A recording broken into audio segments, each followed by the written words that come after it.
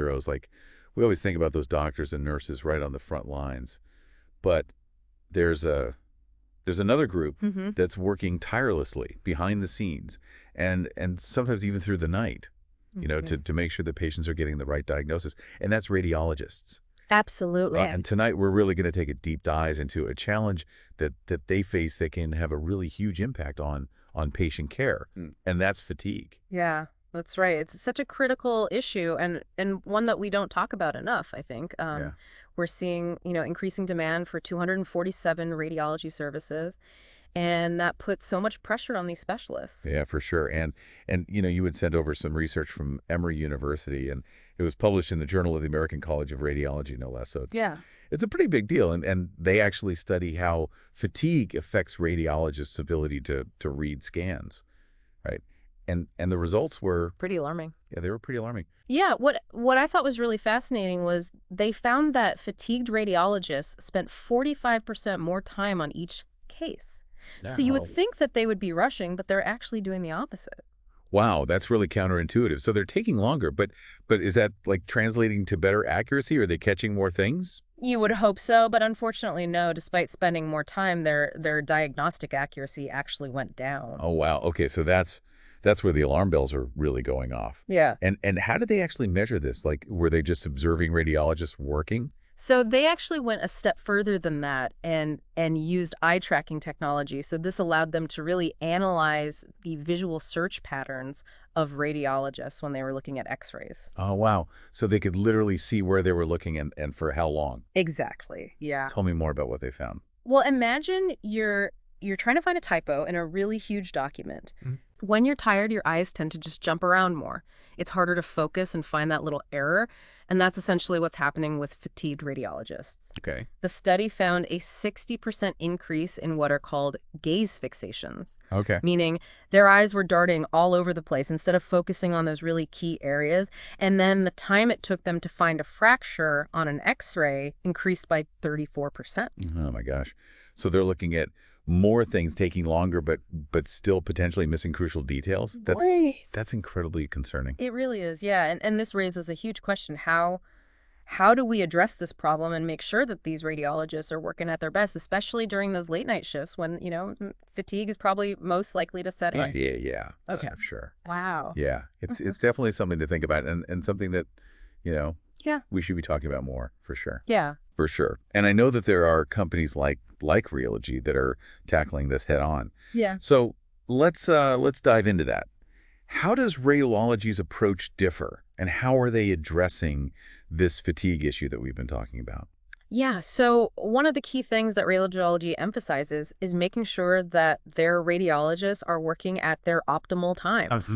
We all have times a day when we're more alert and focused and Right. times when our brains just aren't firing on all cylinders. And radiology really recognizes this and builds it into their model. So they're not just assigning cases randomly.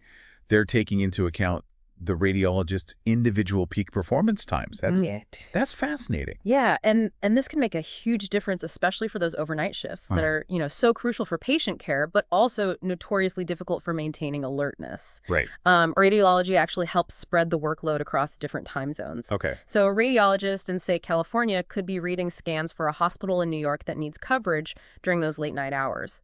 That makes a lot of sense. It's almost like creating this global relay team of radiologists, each working when they're most sharp and focused. But how do they ensure that the right expert is reading the right scan? I mean, radiology is such a specialized field. Yeah, that's a great question, and that's where technology comes in. Okay. Rology leverages AI algorithms to match each case to the most specialized radiologist available. Wow.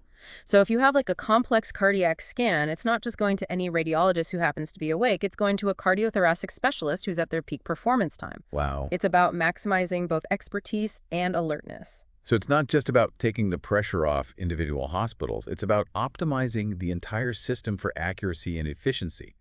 AI isn't just speeding up the process, it's adding like a layer of intelligence to it. Precisely. And in those critical overnight hours when a timely and accurate diagnosis can be the difference between life and death, that kind of precision is invaluable. Yeah, absolutely. So we've seen the problem radiologist fatigue leading to potential errors and delays in diagnosis. And we've seen a potential solution, teleradiology services like Rology, leveraging technology and smart scheduling to keep radiologists working at their best, even during those really tough overnight shifts. But but what are the broader implications of all of this? Like, where does this conversation go from here? I think it feels like we're just scratching the surface of a much bigger conversation here Yeah. about the future of radiology and how we ensure the highest quality patient care while also supporting the well-being of these incredibly important specialists. Yeah, I think that's a great way to put it. The Emory study and the solutions that are being explored by companies like Rology are really forcing us to rethink how we approach fatigue management in this field. It's not just about telling radiologists to get more sleep. It's about systemic changes that prioritize both accuracy and well-being. And it makes you wonder what other innovative solutions might be out there. Are there other ways we can leverage technology or rethink scheduling to create a more sustainable and effective system?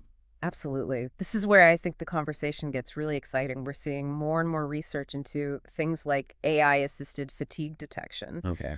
Imagine a system that can analyze a radiologist's eye movements in real time Wow. and alert them if they're showing signs of fatigue. It would be incredible. It's like having a virtual safety net to catch potential errors before they even happen. Exactly. And it's not just about technology. There are also innovative scheduling models being explored, like microshifts or flexible work arrangements that allow radiologists to tailor their schedules to their individual needs and peak performance times. That makes so much sense. Yeah. It's about recognizing that everyone is different, and what works for one radiologist might not work for another. It's about customization and flexibility. Precisely. And ultimately, it's about creating a system that puts both patient and provider well-being at the forefront.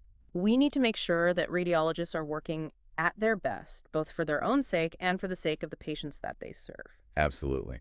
So as we wrap up this deep dive, what's the final thought you want to leave our listeners with?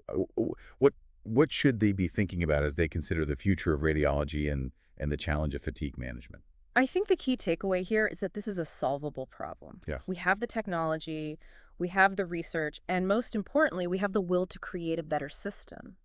The question isn't whether we can address radiologist fatigue, but how we can do it in the most innovative and effective way possible. It's a challenge that requires collaboration, creativity, and a real commitment to putting both patient and provider well-being first. I love that it's a challenge, but it's one that we can absolutely overcome. Thank you so much for joining us today and for sharing your insights on this really crucial topic. It's been a really fascinating deep